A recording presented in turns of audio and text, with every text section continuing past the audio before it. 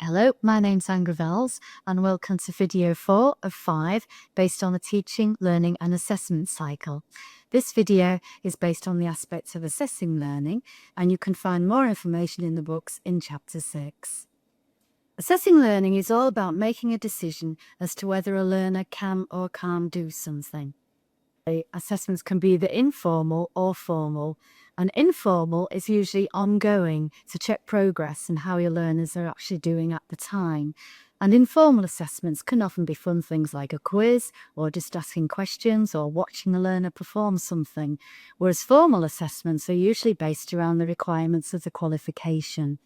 For example, it might be an exam, project, a case study, or an assignment that has to be completed successfully for achievement of the qualification.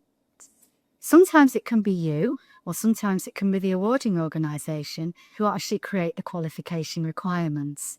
If it's you, then that's often based on informal assessments. For example, what you want to do during your session just to check progress on an ongoing basis. That's a really good question because sometimes people get types and methods mixed up. If you think of types as the ways that you use assessment, for example, initial at the beginning, formative, ongoing, summative at the end, and holistic, which means you can assess lots of different aspects at the same time. Whereas methods of assessment are the ways that you use those types. For example, you might use an assignment, a quiz, some questions, a project, and a case study, etc. Concepts are the aspects involved in the assessment process, and often we use an acronym, VACSR, that's VACSR, and that stands for valid, authentic, current, sufficient, and reliable. For example, the assessments you use should be valid. They should only assess what is meant to be assessed. The work should be authentic, i.e. produced by the learner who is being assessed. The work should be current at the time of assessment. Even if the learner's got prior knowledge or experience that you're taking into account that they did a long time ago, you should still check that they have the current knowledge and skills at this moment in time. Sufficient? Is there enough evidence provided to prove that the learner can do what you are assessing? And the last one, reliable.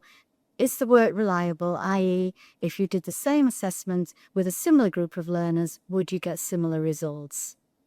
Often making a decision is quite anxious on behalf of the teacher or assessor because you are saying whether somebody can or cannot do something.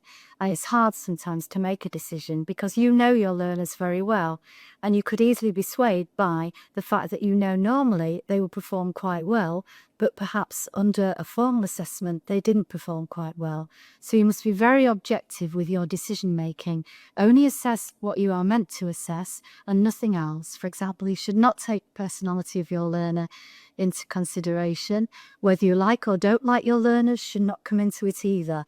You must just make a decision on what you are meant to assess. You should give feedback to your learner. Ideally, this should be straight away. For example, if you've carried out an observation, you should be able to tell them whether they have passed, or if not, what they can do to develop further.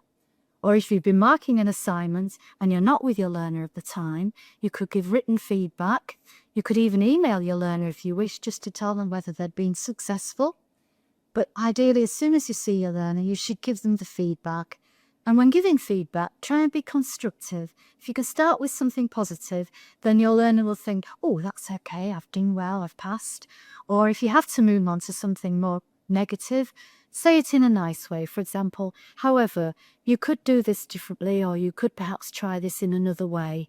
And then give ideas as to how your learner can actually improve and develop further.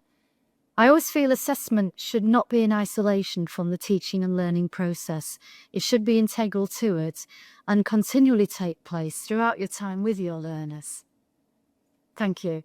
This was video 4 of 5 based on the teaching, learning and assessment cycle.